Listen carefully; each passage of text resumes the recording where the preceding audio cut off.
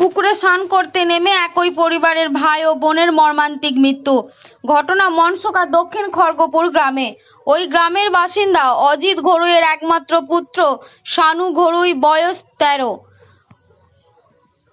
কন্যা 12 বছরের অস্মিতা ঘড়ুই। দুজনেই বাড়ির সামনের একটি পুকুরে স্নান করতে নেমেছিল। দুজনেই সাঁতার জানতো না, আর তার কারণেই দুজনেই গভীর জলাশয়ের জলে তলিয়ে যায়। পরে তাদের উদ্ধার করে ঘাটাল হাসপাতালে পাঠানো হয়।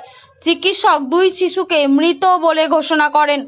শানু মনসুকা লক্ষ্মীনারায়ণ উচ্চ বিদ্যালয়ের 6ষ্ঠ শ্রেণীর ছাত্র, অস্মিতা 5ম শ্রেণীর। আগে তারা তার বাবার সাথে আহমেদাবাদে থাকতো। আজ পরিবারের নজর এড়িয়ে দুইজনেই পুকুরে নেমে পড়ে। দুই শিশুর এই মর্মান্তিক মৃত্যুতে শোকের ছায়া গোটা এলাকায়। বিস্তারিত ঘটনাটি দেখুন এনএইচ পাবলিক টিভির পর্দায়। ধন্যবাদ। স্নান করতে গেল না একটু দূরে, সেখানটা আড়াল।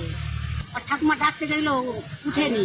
যে দুবার ট্রেনে তুলেছে, তুলে আবার ঘরের কাছে এসে আবার ছুটে পালিয়ে গেছে, আবার পালিয়ে গেছে। তারপর এবারে ওর ঠাকুমা গাল পেড়ে বলে দাঁড়া, ওর মাকে বাপকে ডেকা, ওর মাকে ডেকানি, কেমন আসেনি বলে এবার ওর মাকে ডাকতেছে। ওর মাকে ডাকতে যে এবারে গেছে, যে তখন আর এবারে সবাই আমরা এবারে পুকুরে সব নামলো। নামতে এবারে যে আমরা বলছি এই যে এটা যখন সানুরে সানুরে করে খুব খুঁজছে, সানুরে সানুরে করে খুঁজছে, না খুঁজতে এবারে এখানে পেন্টুন জামা তো সেখানে আছে দুটো।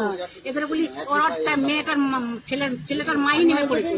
মা নেমে আমন কেমন করছে, হ্যাঁ বলে এবারে সব লোককে ডাকা হলো।